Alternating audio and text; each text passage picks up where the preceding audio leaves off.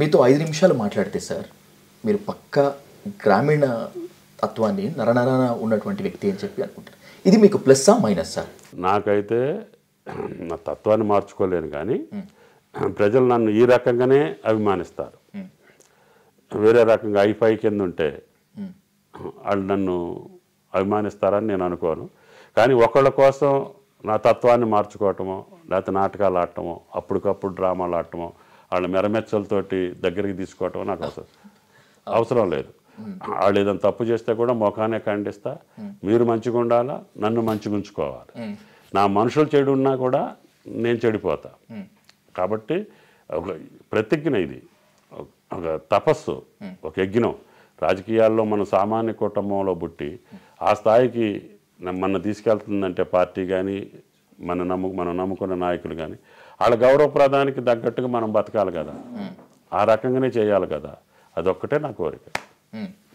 మీ బోళాతనం, కొన్ని సందర్భాల్లో మీ ఆవేశం మీ రాజకీయ జీవితానికి కానీ మీకు కానీ చాలా నష్టం చేకూర్చింది అనేటువంటి స్టేట్మెంట్కి మీరు ఒప్పుకుంటారా లేదా?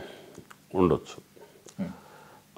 ఎందుకంటే నేను ముందొకటి అనుకోటి మాట్లాడే తత్వం కాదు. ప్రసేన్ గారికి నాకు సుదీర్ఘకాలం స్నేహం ఉంది. ఆయన అసలు నా తత్వాన్ని నాకంటే ఆయన ఎక్కువ చెప్పగలుగుతాడు. కాబట్టి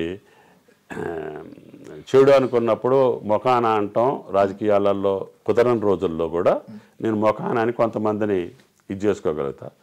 అటువంటి వ్యక్తులు వచ్చినప్పుడు నా టెంపర్ లూజ్ అయిపోయి కొద్దిగా ఎక్కువ మాట్లాడిన సందర్భాలు కూడా ఉన్నాయి.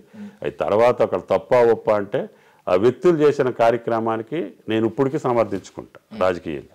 ఎందుకంటే అవసరం లేని పని ఆ పార్టీలో ఉండి ఆ పార్టీకి నష్టం చేయటమో, ఆ ప్రభుత్వంలో ఉండి ఆ ప్రభుత్వానికి నష్టం చేయటమో నేను ఇష్టపడను. మీకు ఏం అవసరం? పార్టీ అవకాశాలు ఇచ్చింది కదా. నాకు నష్టం చేసిన వాళ్ళంతా ఉన్నత స్థానాల్లో ఉన్నోళ్ళే, నా ద్వారాగా అవకాశం వచ్చిన వాళ్ళే. అది ఎన్టీఆర్ కాలంలో కానీ, చంద్రబాబు కాలంలో కానీ, ఇప్పుడు కానీ. అవకాశాలు వచ్చిన తర్వాత నా స్థానమే కావాలని చెప్పి నా స్థానం కోసం పార్టీకి నష్టపెడితే అది నేను భరించలేను. That is the. సార్, మీది గ్రామీణ నేపథ్యం, గ్రామంలో గ్రామస్తులతో కలిసి ఉండేటువంటి నేచర్ మీది.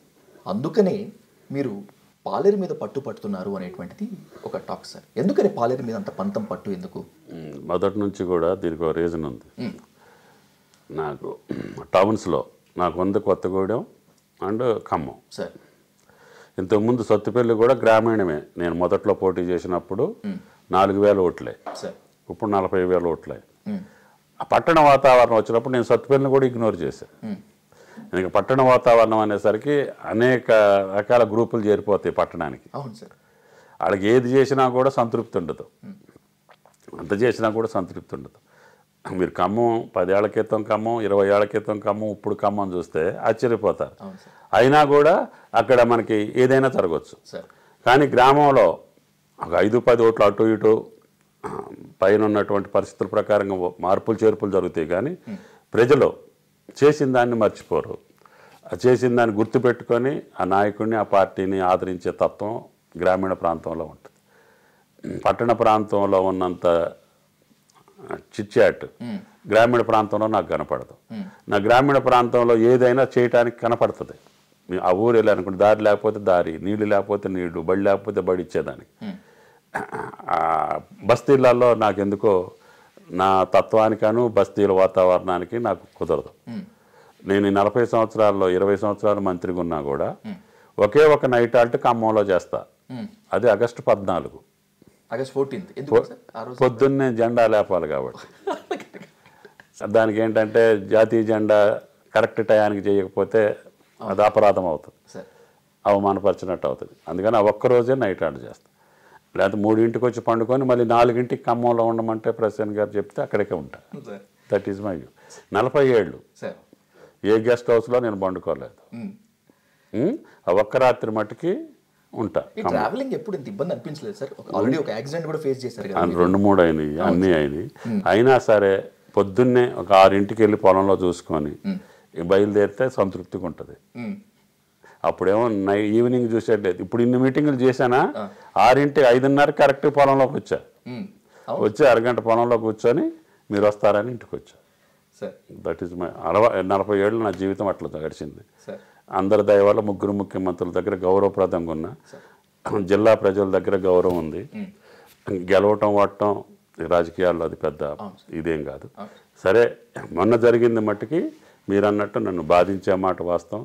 అది అణువణువున ఏం చేయాలా, ఎట్లా అయింది, నాయకుడిని నమ్ముకున్న నాయకుడికి పూర్తి న్యాయం చేయలేకపోయాననే దుగ్ధ అయితే నాకుంది. మీరు బాధపడ్డారు సరే, మీ ఓటమికి కారణమైన వారిపైన పగ తీర్చుకోవాలనిపించలేదా? అది వ్యక్తుల మీద పగ తీర్చుకోవటం అనేది రాజకీయాల్లో అది అసలుకి చేయకూడని పని. కానీ చాలా మంది చేస్తారు కదా. అది చేయకూడని పని. శత్రువులు కొన్ని వేల మంది ఉండొచ్చు. మన తత్వం వల్ల వాళ్ళని మార్చుకొని మనకి మేలు చేసుకోవాలి. కానీ మొదట తెలుగుదేశానికి ఒక సీటుతోటి సరిపెట్టుకున్నాం. దాన్ని అంచెలంచెలుగా 20 ఏళ్ళు కష్టపడితే ఒక స్థాయికి వచ్చింది. టీఆర్ఎస్లో మొదలైనప్పుడు 2000-3000 ఓట్లతోటి కాన్స్టిట్యున్సీలు ఉంటే దాన్ని ఎన్నికల టయానికి 99,000కి తీసుకొచ్చాం అన్ని నియోజకవర్గాల్లో. అంటే కేవలం అభివృద్ధితోటే జనాన్ని వ్యవహారం చేసుకో, శత్రువుని నిర్మూలించడం ద్వారా, శత్రువుని పగ తీర్చుకోవటం ద్వారా నాకు రాజకీయ ప్రతిష్ట వస్తుంది అనుకుంటే అది కరెక్ట్ కాదు. అది నాకు అవసరం కూడా లేదు. వాళ్ళే నా యొక్క చర్యల వల్ల, నా నడవడిక వల్ల, నా ప్రవర్తన వల్ల వాళ్ళే సిగ్గుపడి వాళ్ళే బాధపడాలి తప్పితే నేనైతే అటువంటి చర్యలకు పాల్పడను.